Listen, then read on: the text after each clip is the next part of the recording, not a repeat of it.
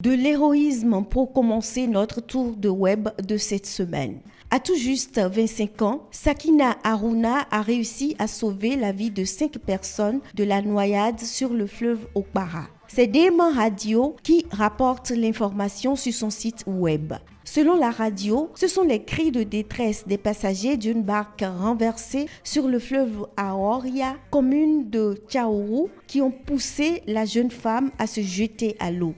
Il aura fallu plus d'1 heure dans les eaux à Sakina pour repêcher vivants 3 femmes, 2 enfants et le corps sans vie d'un bébé de 7 mois.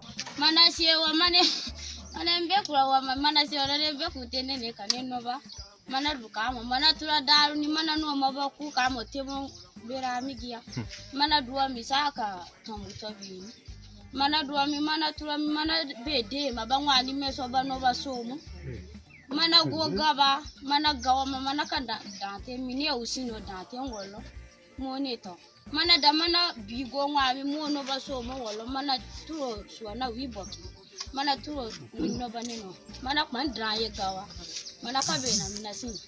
L'acte de bravoure a valu à Sakina des louanges de la part des internautes sur les réseaux sociaux.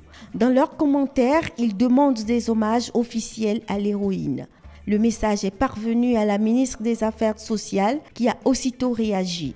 Véronique Toynfodé Mewanou a écrit sur Facebook: passer plus d'1 heure sous les eaux à sauver des vies humaines est un acte de courage de la part de cette jeune dame qu'il importe de saluer. La ministre a ajouté qu'un hommage particulier sera rendu à Sakina le 8 mars 2021 à l'occasion de la Journée internationale de la femme. Restons toujours dans le septentrion et plus précisément à Parakou. C'est de la cité des Kobourou en effet que Thibaut Ogou a entrepris un voyage à pied en direction de Cotonou avec un objectif en tête: demander au président Talon de respecter sa promesse de mandat unique. Mais arrivé à Cotonou ce jeudi, le jeune Thibaut a reçu un accueil moins chaleureux que Ghislain Agossou, qui, souvenez-vous, avait marché de Glazoué à Cotonou pour susciter la candidature du président Patrice Talon pour un second mandat.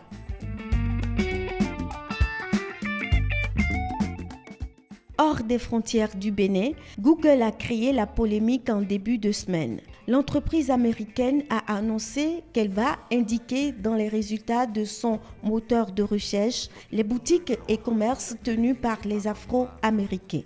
À l'origine de la décision, Google aurait constaté ces derniers mois une augmentation des recherches en ligne visant à trouver des établissements tenus par des Noirs aux États-Unis. Mais la décision ne fait pas l'unanimité auprès des consommateurs. Certains y voient une forme de stigmatisation. Comme la langue d'Ésope, cette solution est la meilleure et la pire. Stigmatiser est-il le meilleur moyen d'aider les Noirs? S'est interrogé un internaute.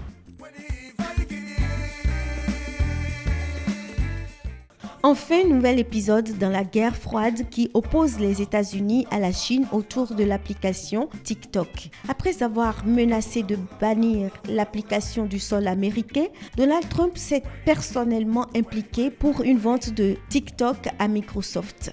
L'entreprise TikTok fermera aux États-Unis au plus tard le 15 septembre à moins que Microsoft ou une autre entreprise américaine ne la rachète, a menacé le président américain lundi soir.